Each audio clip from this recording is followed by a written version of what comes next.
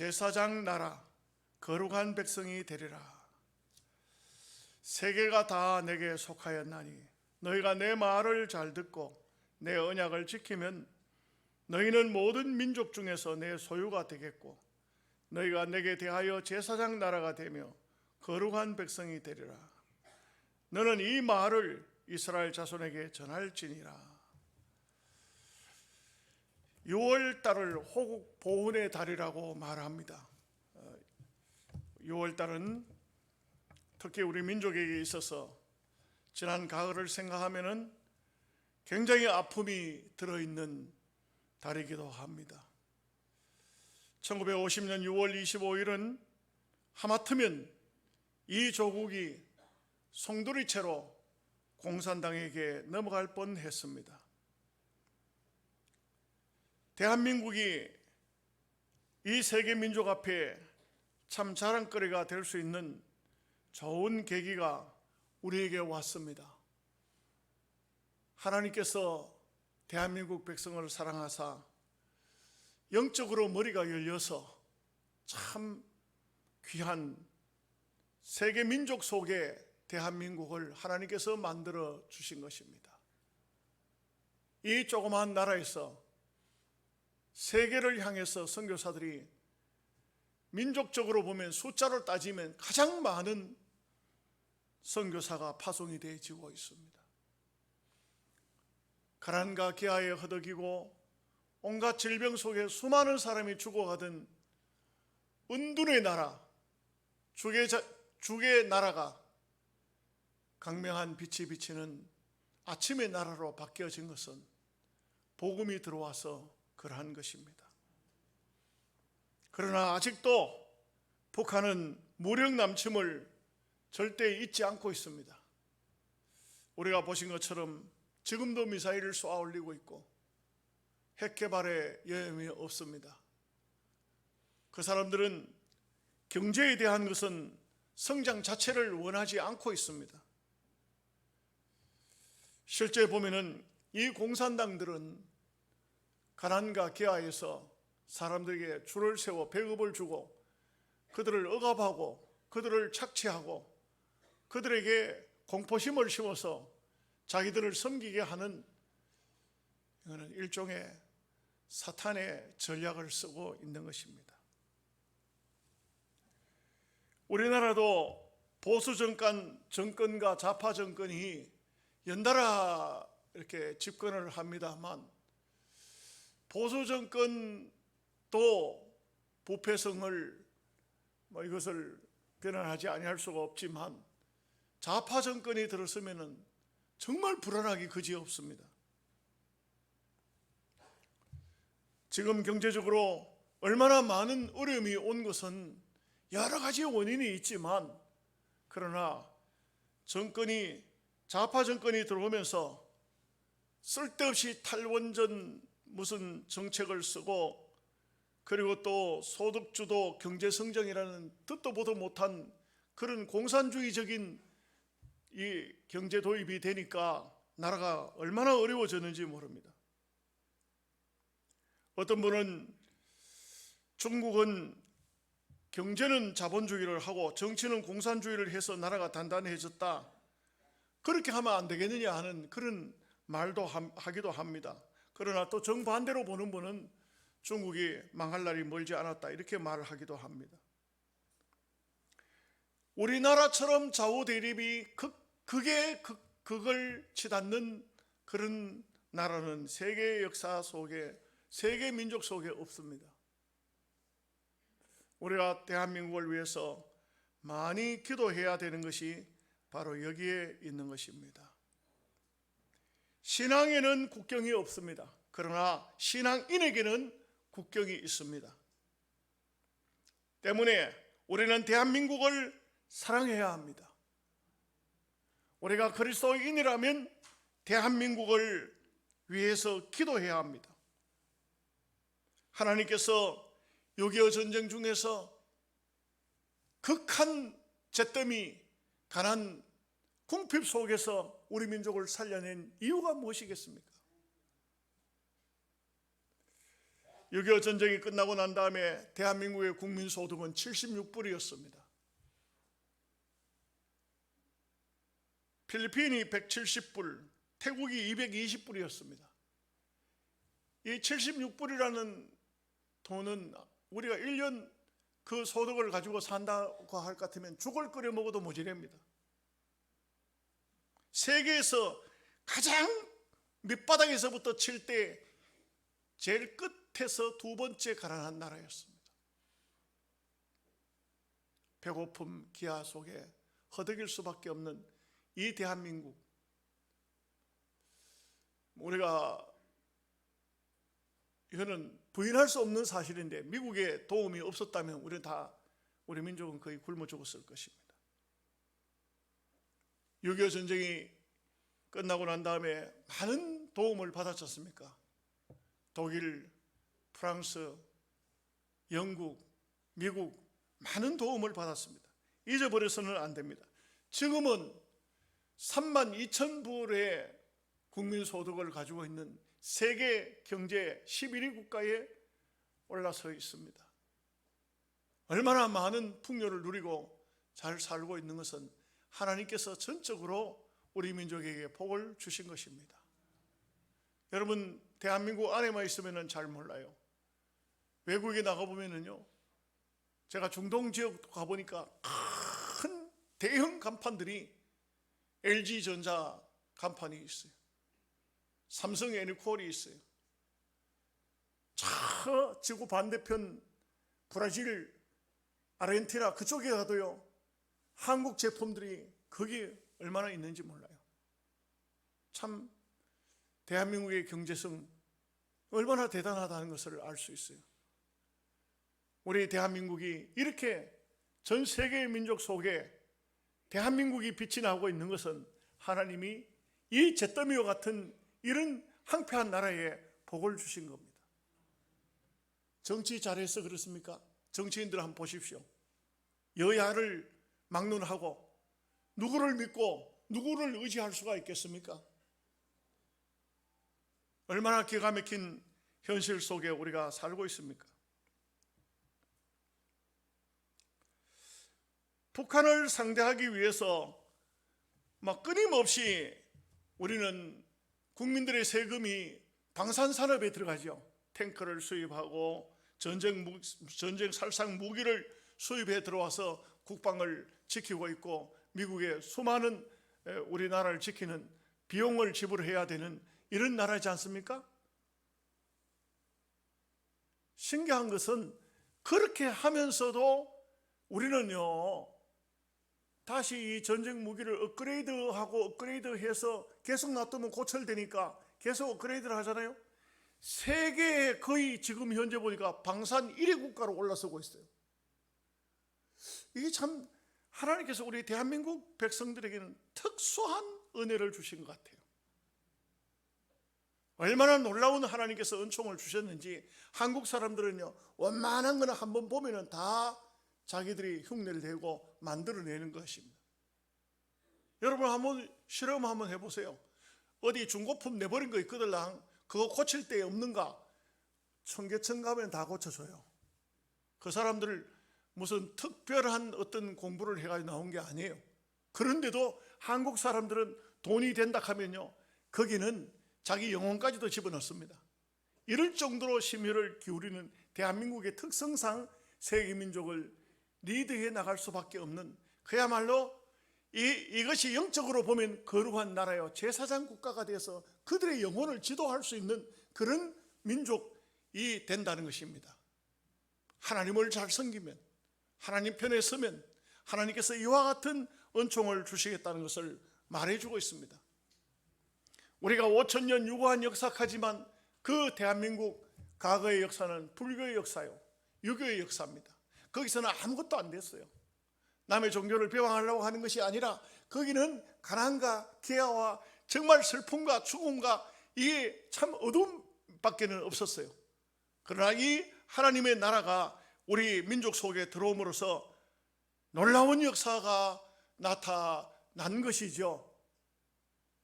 그래서 우리는 정말 하나님을 잘 섬겨서 이와 같은 귀한 복을 받게 된 것입니다. 몇 가지 오늘 애국적인 말씀 속에서 생각을 해봅니다. 첫째는 대한민국을 진심으로 사랑해야 합니다. 여러분, 이런 이야기를 해볼게요. 독일에 한국 대사관이 있습니다. 거기에 문화홍보원으로 있는 독일 사람입니다. 독일 사람 슈테판 밀러라는 사람이 있습니다. 이 사람이 웹사이트에 이런 글을 올렸어요. 한번 들어보십시오. 나는 어느 날 우연히 사진 한 장을 보고 엄청난 충격을 받았다. 1936년 베를린 올림픽에서 2명의 일본인이 1등과 3등을 했는데 그들은 시상대회에 올라서 웃지도 않았고 무표정한 얼굴로 멸관을 받았다. 그들은 일본인이 아니고 일본에게 식민지를 받고 있는 한국의 젊은이들이었다. 두 사람은 얼굴을 푹 숙이고 부끄러워했으며 슬픈 얼굴로 메달을 받았다. 왜 올림픽에서 금메달을 딴 선수가 머리를 숙이고 슬픈 표정을 짓고 있을까? 저들은 나라를 잃어버렸기 때문에 슬픈 눈물을 흘리고 있는 것이다. 나라는 울타리와 같다. 울타리 안에서 보호를 받지 않는 민족은 옳은 민족으로 인정을 받을 수가 없다. 스테판 밀러의 이야기입니다. 여러분, 우리가 지난 과거를 생각해 보면은 얼마나 기가 막힌 그런 현실 속에 살았습니까?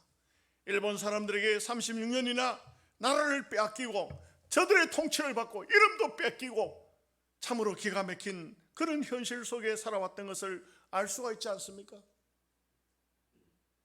놀라운 것은 이 대한민국의 지리적으로 볼 때 일본, 중국, 러시아 요 사이에 끼어있는 작은 국가, 거기도 반토막이 난 이런 나라인데 이런 작은 나라가 세계 민족이 가질 수 없는 아주 유능한 머리를 가지고 세계 민족을 리드하고 있다는 것이 얼마나 꿈같은 얘기입니까?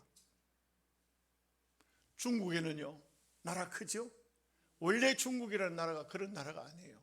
그 속에는 57개 국가가 그 속에 포함이 되어 있어요. 전부 주권을 다 잃어버렸어요. 중국에게 뺏긴 겁니다. 중국이 다스리고 있어요. 중국 뜻대로 살고 있는 것입니다. 그러면서도 지금 또 다른 나라들까지 다 집어삼키려고 해서 대만도 집어삼키려고 하고 있고 홍콩은 이미 아마 계약대로 영국으로부터 자기네들이 한번 집어삼켰고 계속적으로 중국은 국가를 넓혀가고 공산화시켜가고 있죠. 중국에 보면은 대표적인 민족들이 티베트 민족이라든지 만주족이라든지 위족이라든지 위클리족이라든지 이런 쪽들이 다 한 국가였어요. 한 국가. 그런데 이 국가들이 다 망한 거예요.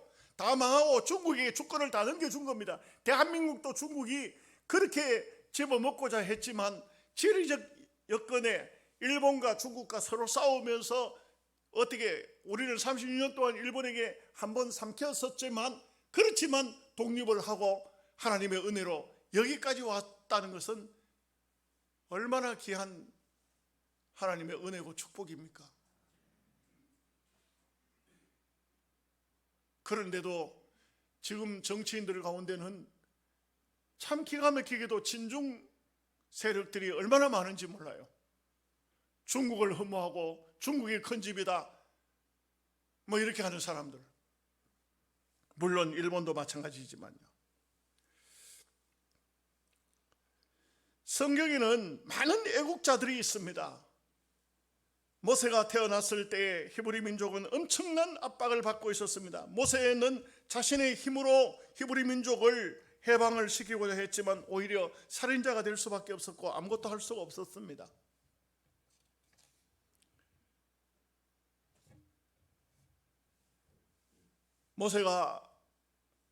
모세가 된 것은, 민족의 지도자가 된 것은 하나님의 은혜죠. 하나님이 모세야 모세야 부르신 겁니다. 가시떨기 불꽃 가운데서 모세를 부르사 내가 너를 애굽 땅에 보낸다. 내 민족을 구원해내라. 모세가 안 됩니다. 하나님 못합니다. 왜? 나이 40에 한창 혈기방장 뭔가 할 수 있는 것 같던 그때에 모세가 나섰다가 사람만 죽였습니다. 아무것도 안 됐어요. 하나님 못합니다. 나이 80이 돼가지고 뭘 할 수 있겠어요? 그런데 하나님께서 모세에게 능력을 줍니다. 모세가 하는 것이 아니에요. 모세는 자기를 쳐다보고 나는 못한다 했는데 하나님께서 네가 하는 게 아니다. 내가 네게 능력을 준다. 내 능력으로 해라. 그래서 하나님께서 모세에게 말씀하자. 네 손을 품속에 넣어봐라. 넣었다가 끄잡아내봐라. 이 손이 나병이 되는 거예요. 다시 집어넣어라. 다시 집어넣어 꺼내니까 말짱해지는 거예요. 하나님이 하신다. 너 손에 들고 있는 게 뭐냐? 지팡이입니다. 던져봐라. 던졌더니 지팡이가 뱀이 되는 겁니다. 잡아라. 뱀을 어떻게 맨손으로 잡습니까? 잡았는데 다시 지팡이가 됩니다. 그 지팡이로 내 백성을 이끌어내라. 내가 너와 함께 하리라. 여러분, 깊이 따져보면요, 우리 민족이 세계 민족의 지도자가 될 만한 그런 능력이 뭐가 있습니까? 아무것도 없죠. 그러나 하나님께서 우리 민족에게 복을 주신 것입니다. 우리는 이 나라 이 민족을 위해서 몸바쳐 헌신해야만 합니다.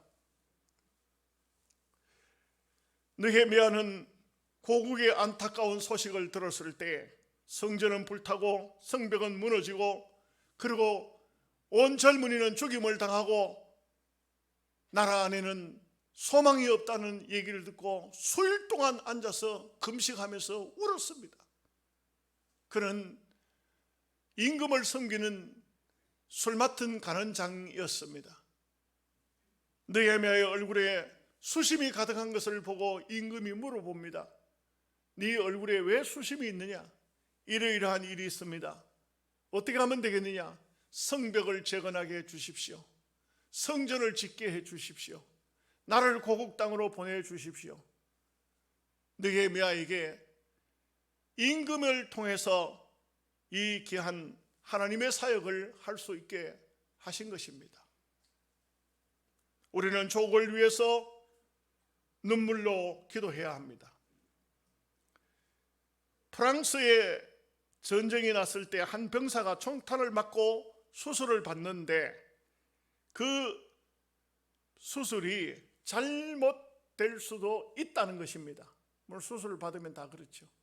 의사가 혹시라도 당신 이 세상에서 더는 살 수 없을지도 모르니까 하고 싶은 말이 있으면 해보라고 했습니다. 이 병사는 이런 말을 했습니다. 선생님, 내 가슴을 갈라 보십시오. 총알을 빼내려면 가슴을 갈라야 되겠죠? 가슴을 가려면 내 속에는 프랑스가 들었을 것입니다. 무슨 얘기입니까? 자기 민족을 향한 마음이 그 속에 민족을 사랑하는 마음이 들었다는 것입니다.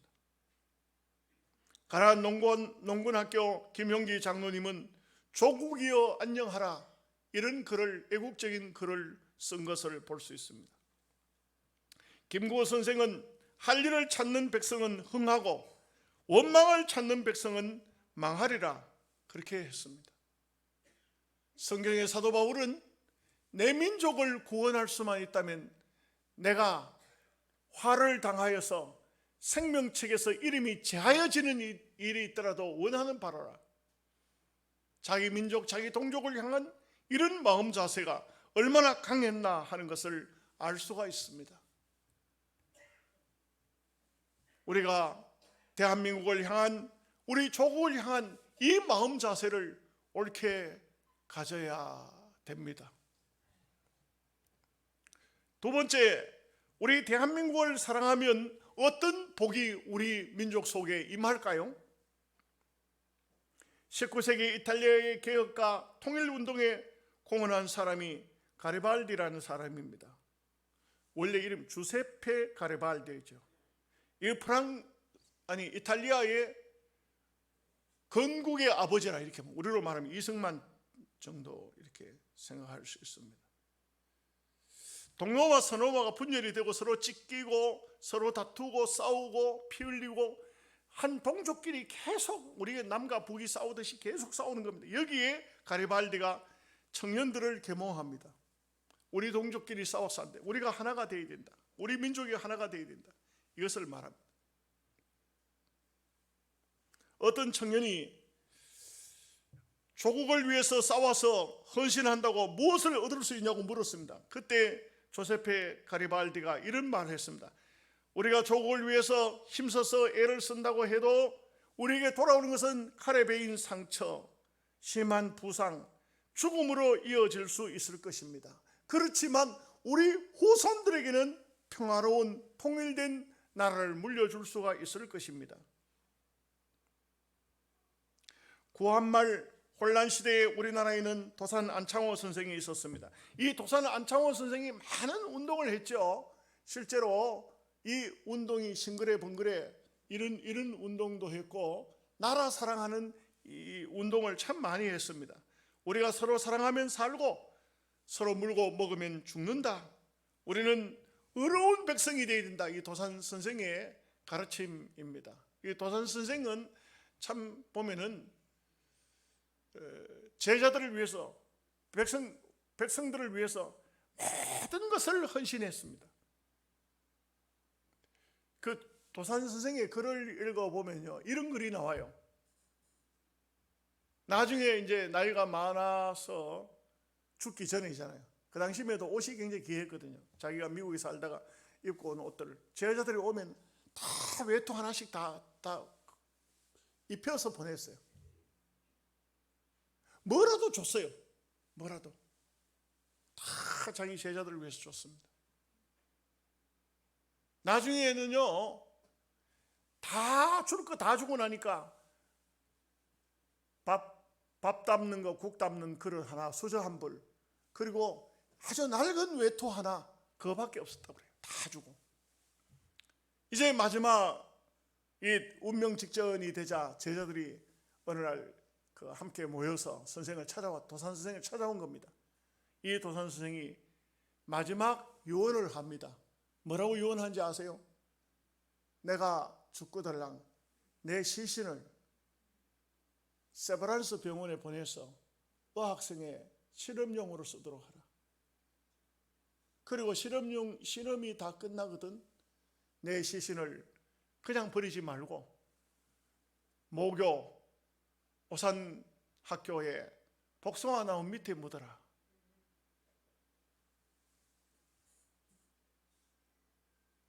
이 민족을 위해서, 대한민국을 위해서, 조선을 위해서 다 바쳤어요. 다 바치고 모든 것을 다 내놓고 마지막 시신도 의학생들이 의학용으로 쓰고 마지막에는 복숭아 나무 밑에 거름이 되어가지고 우리 오산학교 아이들의 복숭아를 따먹도록 하라는 것입니다. 이게 바로 도산 선생의 그 애국심입니다. 잠언서 14장 34절 말씀에 의인은 나라로 영화롭게 하고 죄는 백성을 욕되게 하느니라. 여러분 쇼팽 알지요? 쇼팽, 유명한 음악가 쇼팽, 폴란드 사람입니다. 20살에 폴란드에서 프랑스로 유학을 떠날 때 그의 아버지는 이렇게 당부합니다. 애야, 너는 폴란드 사람인 것을 잊지 말거라. 이 유학을 떠나는 쇼팽에게 선생님은 병에다가 흙을 담아가지고 한 병을 줬어요. 이 폴란드에 흙을 준 겁니다. 그리고 이 쇼팽은 프랑스에 가서 음악 공부를 계속했죠. 고향이 그러울 때는 병을 열고 고향의 흙 냄새를 맡았다는 것입니다. 이게 애국심이에요. 쇼팽이 죽을 때까지 그 흙을 가지고 있었어요. 그러면서 하는 말이 자기는 프랑스에서 죽었어요. 결국은 그 폐병으로 죽었는데 죽을 때에 이 흙을 내 무덤 속에 넣어주시오. 여러분, 우리는 조국을 사랑해야 됩니다. 대한민국을 사랑해야 됩니다. 오늘날 봐서 보면은 젊은 사람들이 걸핏하면은 대한민국 못 쓰겠다고 외국으로 떠나겠다고 합니다. 그렇게 하면 안 됩니다. 어떤 경우라도 이 나라의 이민족은 그리스도인이라면 이 나라를 위해서, 이민족을 위해서 기도해야 됩니다. 너무 진영 논리에 사로잡혀 있습니다. 몇 날 전에 어떤 목사님이 대통령에 대해서 잘못된 것을 조목조목 지적을 하면서 아주 비방하는 글을 올렸습니다. 제가 그 목사님에게 개인적으로 이렇게 말했어요. 목사님, 이런 글을 쓰지 마십시오. 이런 글 올리지 마십시오. 그래, 그 목사님이 왜요? 목사님은 진보적 성향을 가지고 있으니까 보수적인 성향을 가진 대통령이 싫어서 이런 글을 써서 잘못된 것을 일일이 지적해서 이걸 어떻게 연구를 해서 이렇게 글을 써 올렸지만 이거는 목사가 할 일이 아닙니다. 목회자는 진보적인 대통령이 나왔든지 보수적인 대통령이 나왔든지 그들을 위해서 기도할 뿐이지 이런 글을 써 올리면 안 됩니다. 저는 아주 보수가 뼈에 박힌 보수지만 경상도에서 태어나서 조상적부터 경상도에 있었고 뼈에 박힌 보수지만 김대중 대통령 때나 노무현 대통령 때나 문재인 대통령 때나 변함없이 대통령을 위해서 기도했습니다. 그들을 비방하고 그들을 욕하고 그렇게 하는 것은 목사가 할 일이 아닙니다. 교회라는 것은 그런 것이 아닙니다. 그 목사님이 제가 그 얘기를 하니까 제 얘기를 다 듣고 목사님 죄송합니다. 앞으로는 조심하겠습니다. 대한민국은 대한민국 사람을 사랑해야 돼요. 너무 이렇게 하면 안 돼요. 여러분 오해 마시기 바랍니다. 제가 그런 얘기를 자주 하니까 어떤 분은 저한테 이렇게 말하더라고요. 박병수 목사는 말을 갈아탔네. 무슨 말인지 말을 갈아탔답니다. 그런 뜻이 아니에요. 그런 것이. 대한민국 사람은 대한민국 사람을 사랑할 줄 알아야 돼요.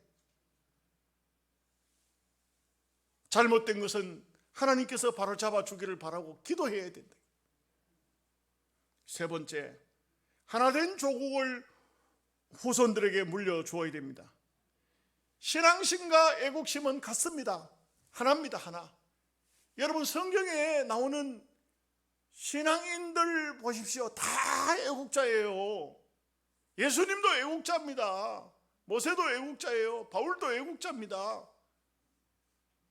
나라 민족을 위해서 우리는 더 이상 반목하고 시기하고 질투하고 피 흘리고 죽이고 이렇게 하는 것은 안 됩니다.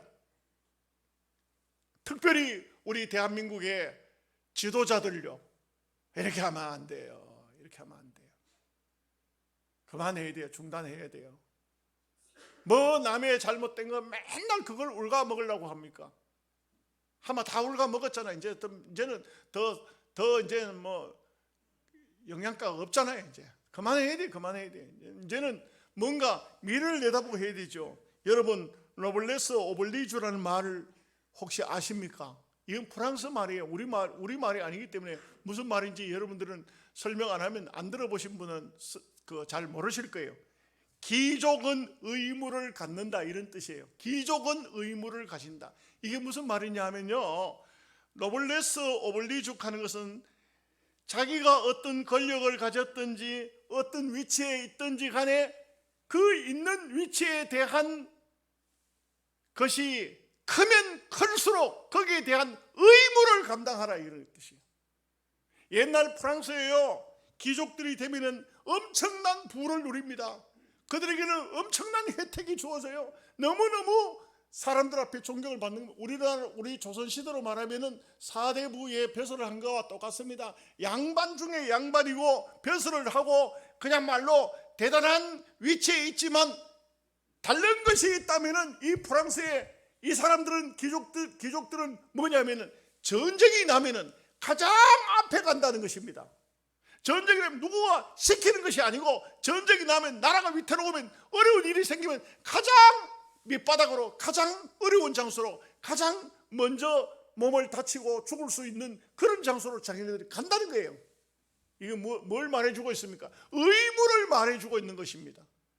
우리 한국 사람들이 제일 문제가 뭐냐면, 어느 자리에 올라가면 그 다음부터는 안 해요. 집사 때 열심히 충성하던 사람이 장로가 되면 그때부터 충성 안 해요. 그때부터는 부려먹으려고 그래요. 이렇게 김 집사, 이렇게 박 집사 이렇게 하면서 자기는 안 하려고 그래요. 자기가 뛰어들어가서 거기 가서 정말 프랑스 사람들처럼 노블레스 오블리주가 되지를 않는 것입니다. 자기가 몸을 바치고 헌신하고 이렇게 하는 것이 약하다는 것입니다. 대한민국 사람들이 이게 안 되고 있다는 것입니다. 말씀을 끝내겠습니다. 너희는 택하신 족속이요, 왕같은 제사장들이요, 거룩한 나라요, 그의 소유가 된 백성이니, 이는 너희를 어두운 데서 불러내어 그의 기이한 빛에 들어가게 하시니 아름다운 덕을 선포하게 하려 하심이라.